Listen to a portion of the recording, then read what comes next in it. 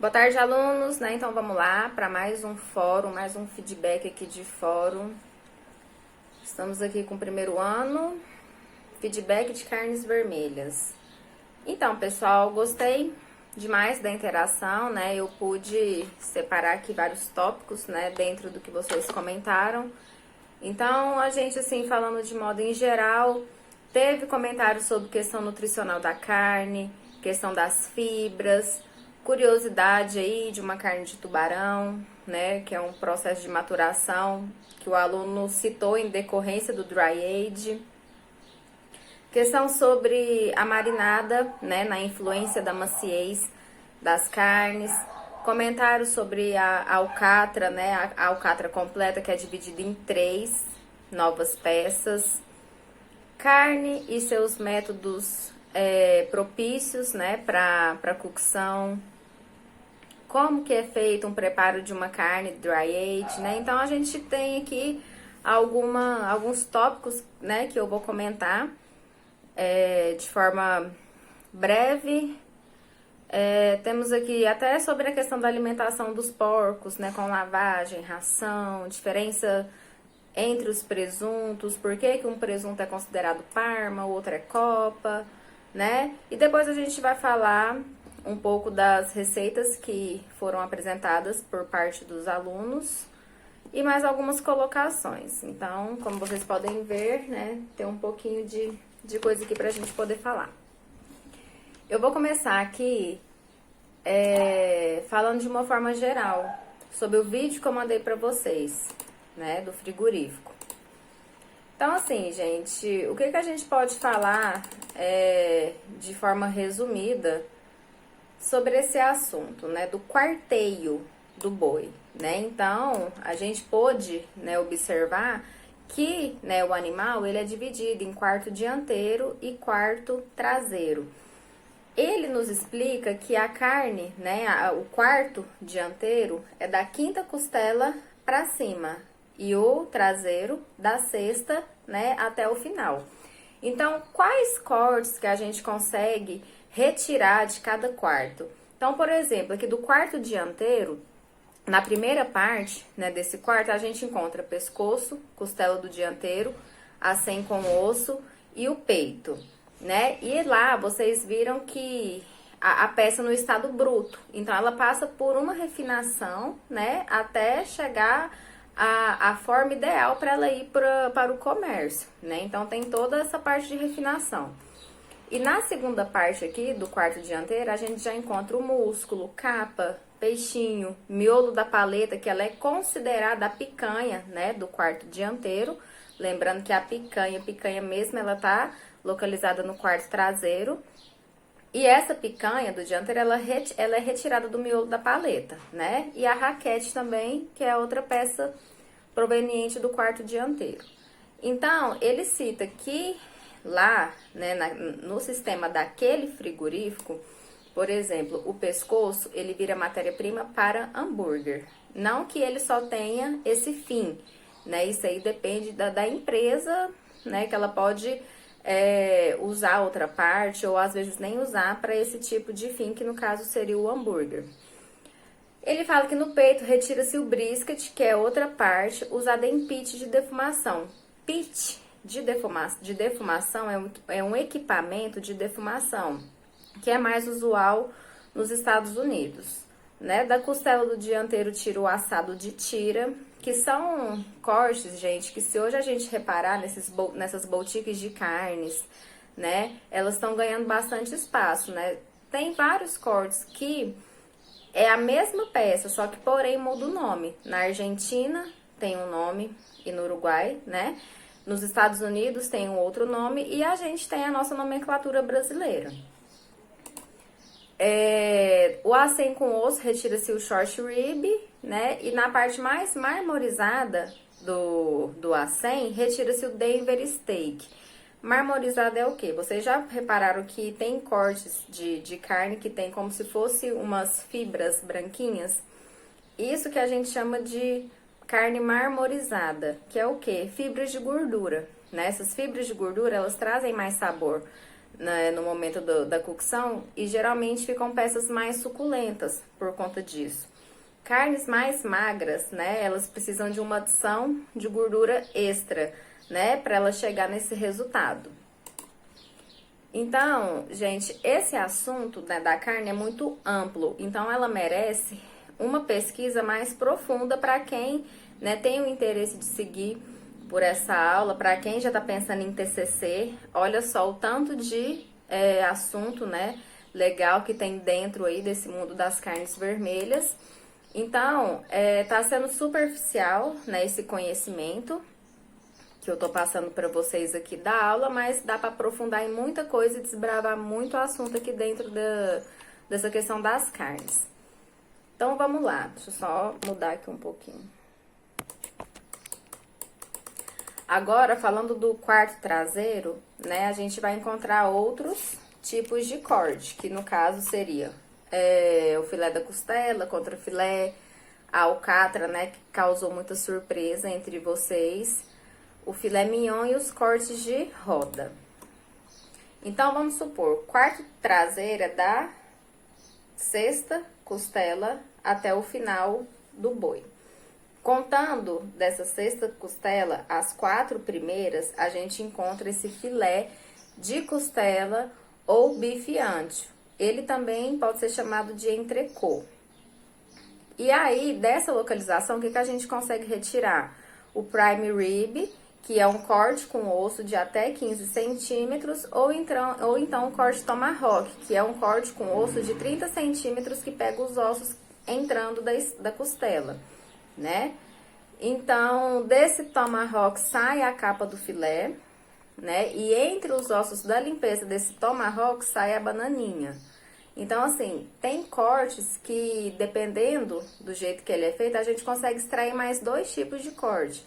Então, é muito interessante. E aí, depois dessa quarta costela, né, a gente já encontra o contrafilé e o bife de chorizo. E outra coisa aqui, ó, ao iniciar a alcatra, a gente encontra o T-bone, que é aquela carne que a gente vê um osso que ela lembra um T mesmo. Então, a gente tem o T-bone porterhouse. O que significa? Qual que é a diferença? O T-bone é quando a gente pega a peça e a porção do filé mignon, ela é menor e a porção do contrafilé é maior. Então, nesse corte, a gente tem 2 partes, que é filé e contrafilé. E porterhouse é o contrário, é quando a porção do filé mignon, ela se encontra, né, em maior parte, o contrafilé menor. Então, assim, esse assunto, quando a gente pega para estudar, né, são nomes novos, assuntos novos, causa uma confusão. Nada que a gente sente, leia com calma, né, eu acho que essa questão de assistir os vídeos, né, clareia muito. Então, é um assunto, assim, que eu acho, né, na minha opinião, que ele é riquíssimo, né, em curiosidades, em conteúdo. Falando da alcatra, né, a alcatra completa a gente retira 3 cortes dela, que é a picanha, a alcatra, que a gente divide essa alcatra ainda em 2, que seria o bombom da alcatra e o baby beef. Nesse baby beef, né, geralmente eles deixam a capa de gordura, né, para fazer bifes grossos na grelha, e a maminha. Então, a alcatra completa, picanha, alcatra e maminha, né? E falando daquela questão do marmoreio, né, ela é uma peça que tem esse alto nível de marmoreio. E o que também tem a ver essa questão do marmoreio da carne? Tem relação com a raça do animal, a nutrição e o grau de sangue. Então, a qualidade da carne, ela anda junto com esses 3 fatores. E a gente também tem uma parte, né, que fica localizada no quarto dianteiro, que é a aba da costela, que é onde a gente retira a fraldinha, onde a gente consegue ter 2 versões dela, com a gordura e red, que é vermelho em inglês, significa carne vermelhinha, então sem a gordura. E o bife do vazio, né? Então, gente, são várias nomenclaturas, né, que é muito interessante. Às vezes, assim, a gente fica até pensando, nossa, mas que parte é essa que eu nunca ouvi falar? Então, olha só o tanto que é rico né? O conhecimento nunca é demais.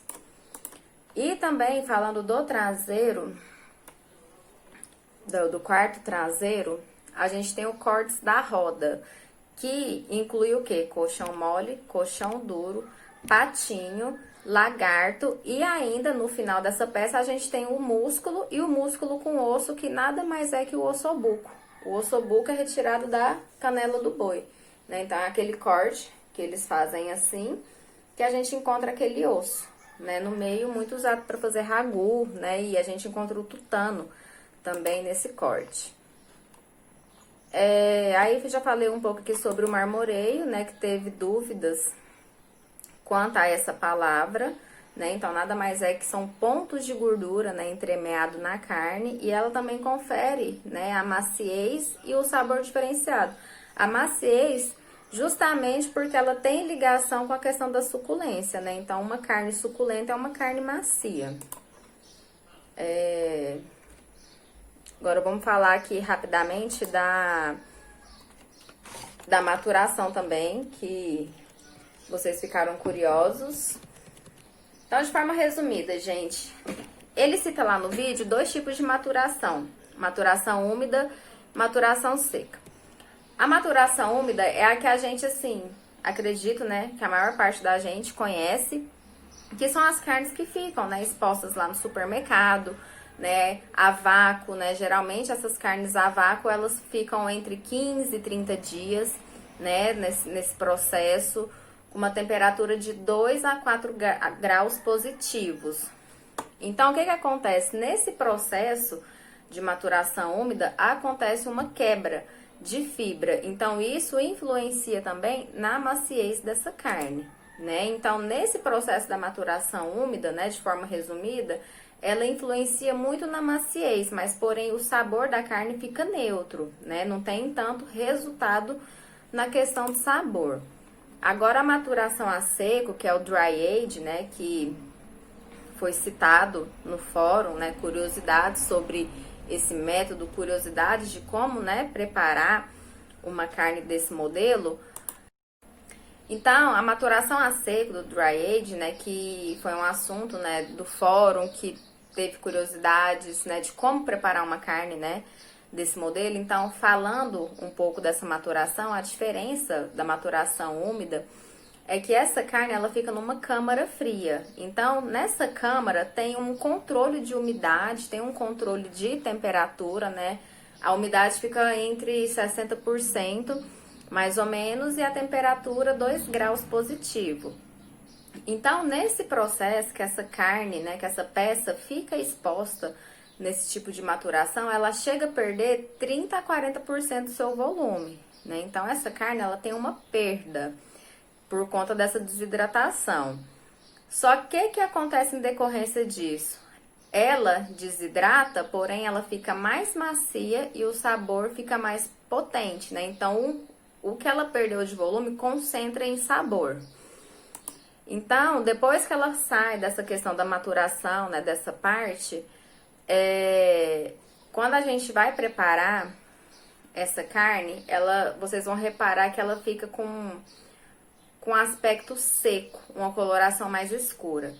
Então, a gente retira essa parte, né, que tá completamente desidratada, faz esse processo da limpeza, que tipo assim, entre aspas, né, é a parte que tá estragada. Só que quando a gente retira essa parte seca, vocês vão ver que no interior da carne, a carne vai estar normal, né? Então, ela cria como se fosse uma capa protetora. Então, vou preparar essa carne para o meu consumo, vou retirar essa parte seca, que ela serviu como selagem, né, para o conteúdo restante da carne.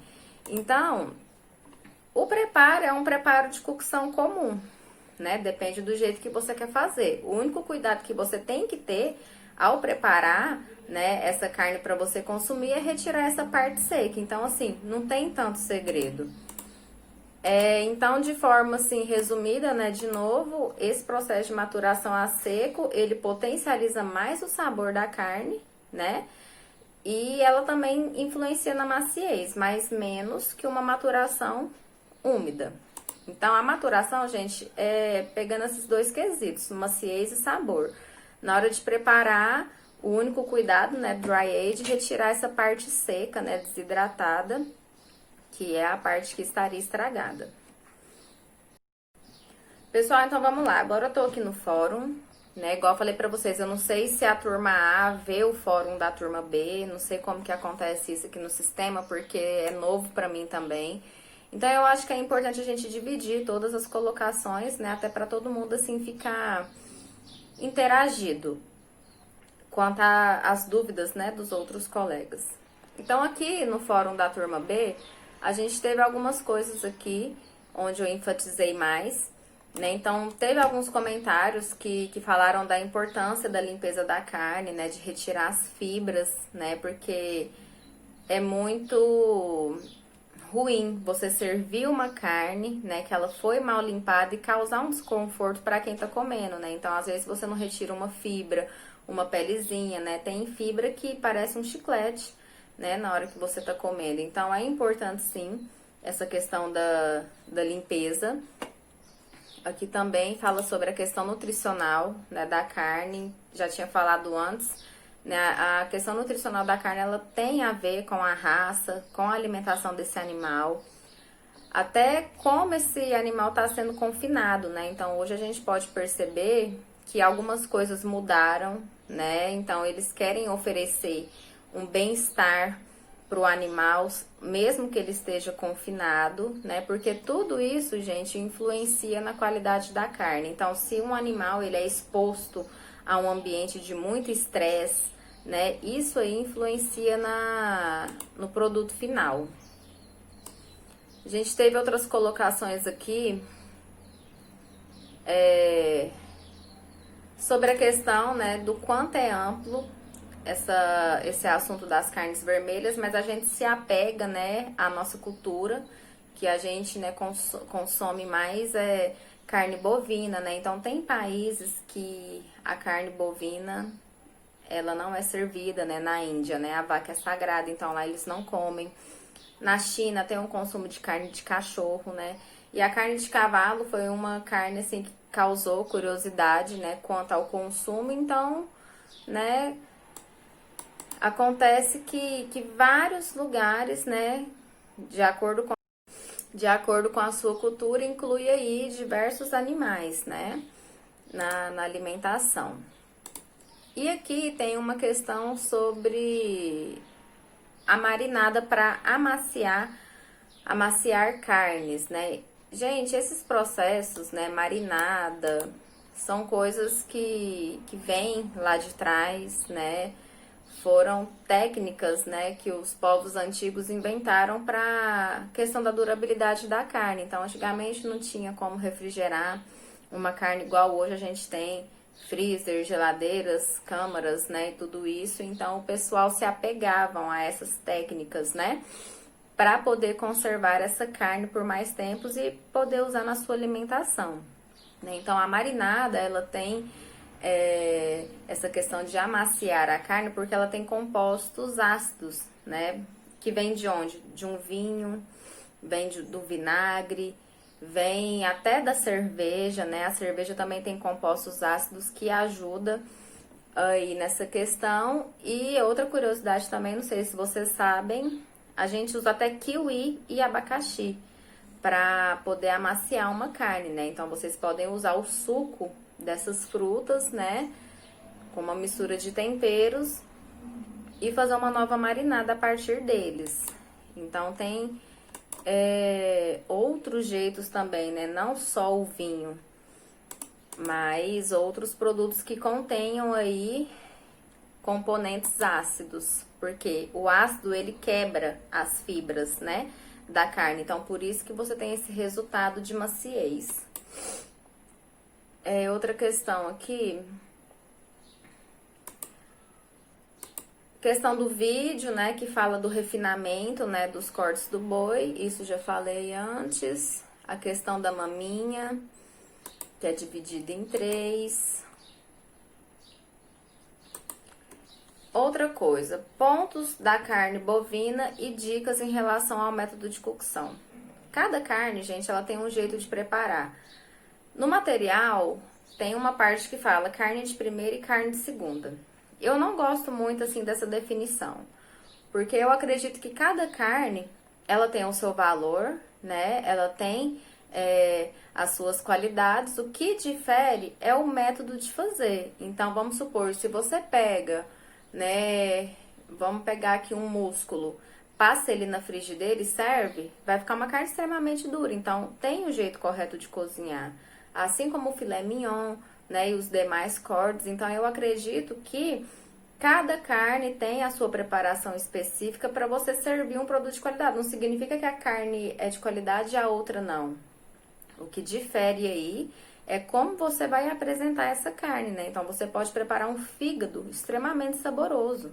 Você pode, né, usar o rabo do boi, né, para fazer uma rabada, né, maravilhosa. Então, tem muita gente que confunde essa questão, que acha que carne boa é só o filé mignon, né? Que são essas partes mais nobres. Então, a gente tem que parar com isso. O negócio é que cada parte do boi tem o seu jeito correto de preparação e você tem resultado maravilhoso. Tá, e tem outra colocação aqui sobre deixar no máximo a carne de fora da geladeira 1 hora, 2 horas. Por quê, gente? A carne ela é muito vulnerável a contaminações bacterianas. Então, você deixa uma carne na temperatura ambiente ou mais que isso, então ali você tá abrindo portas, né, para contaminação. Então é muito importante, né, essa questão de deixar a carne refrigerada, porque bactéria e temperatura andam lado a lado, né? Então hoje a gente pode fazer um teste, você deixa uma carne de um dia para o outro fora da geladeira, você vê que você já perdeu a carne, né? Então a temperatura é muito importante nesse processo de conservação, né? Então, é somente por isso.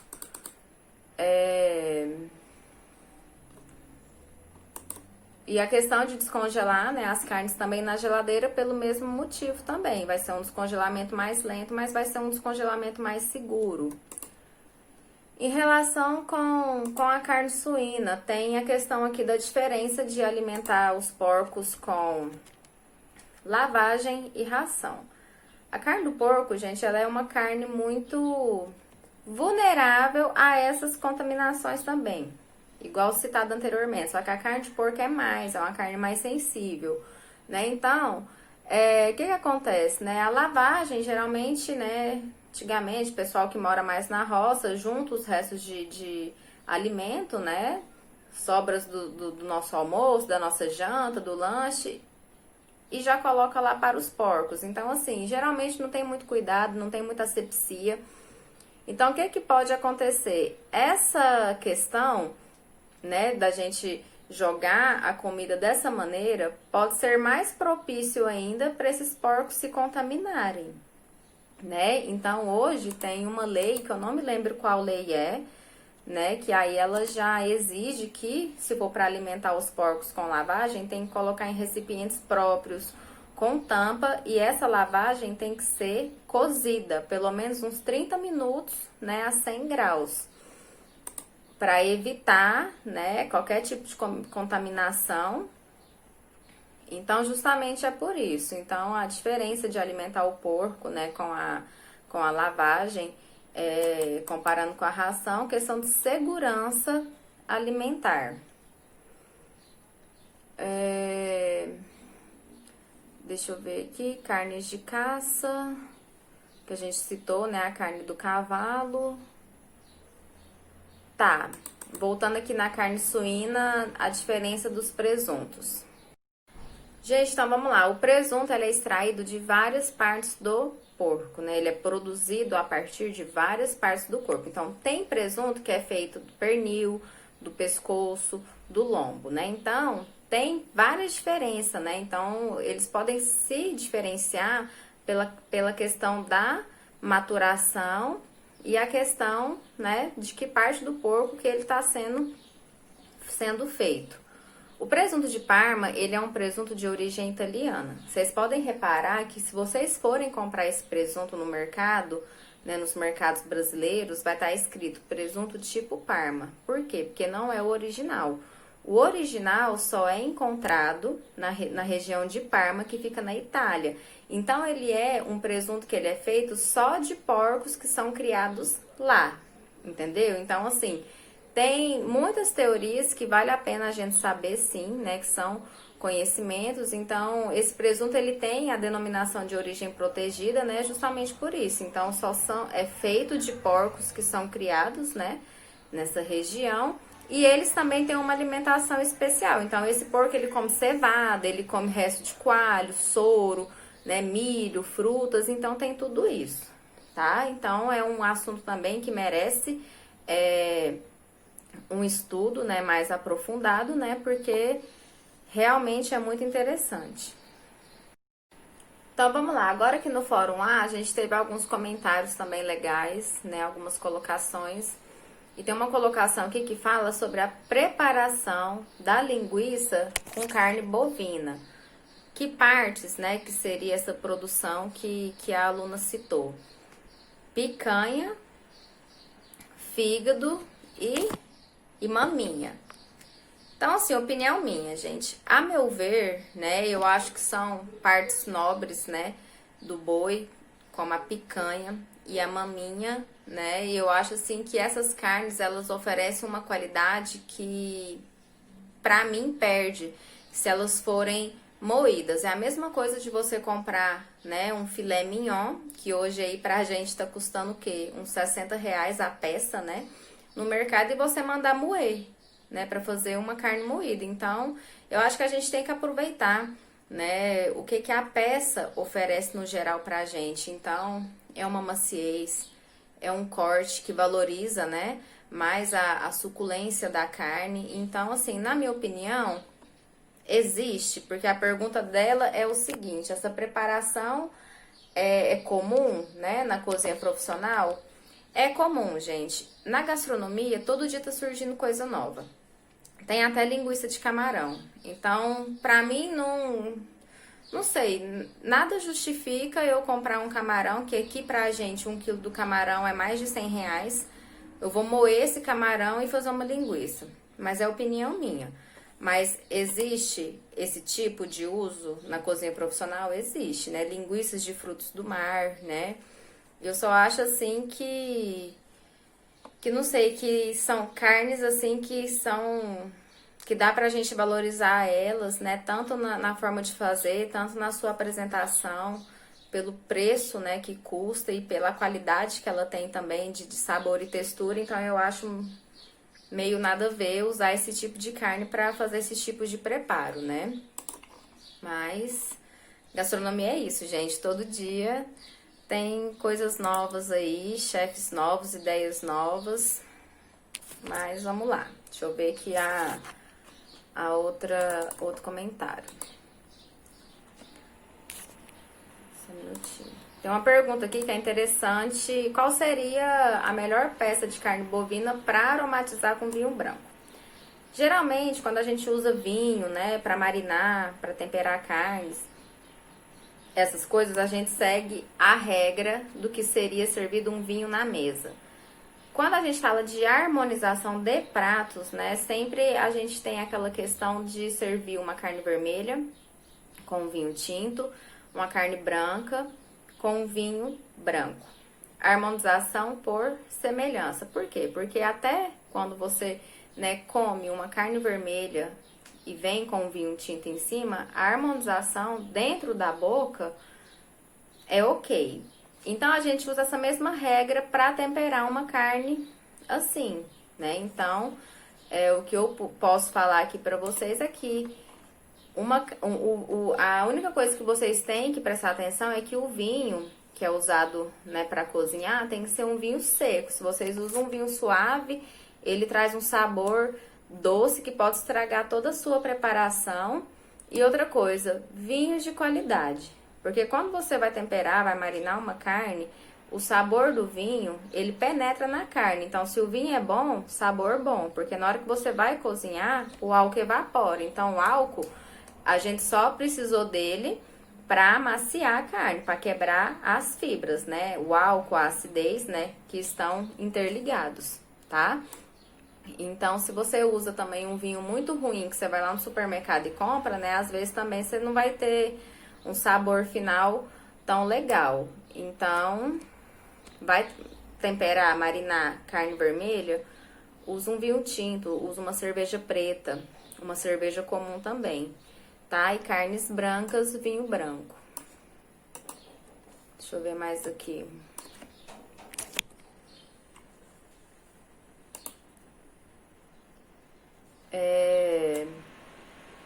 A aluna, ela preparou, né, o acém na cerveja preta e ela perguntou se não fosse o acém, qual outro tipo de corte seria o ideal para usar nessa receita.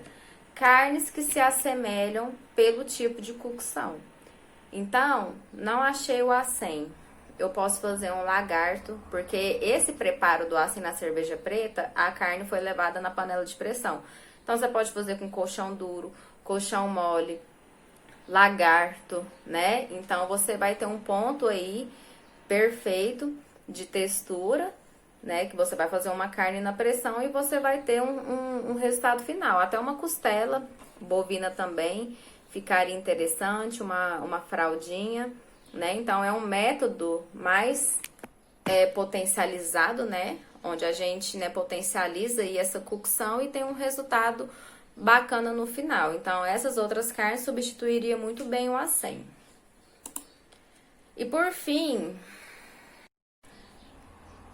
teve um aluno aqui que citou uma questão aqui de uma cultura onde o pessoal consome carne de tubarão.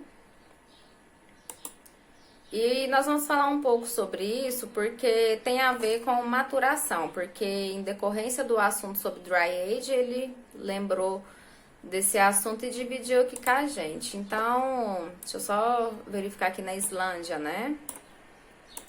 Na Islândia tem uma iguaria que é a carne de tubarão.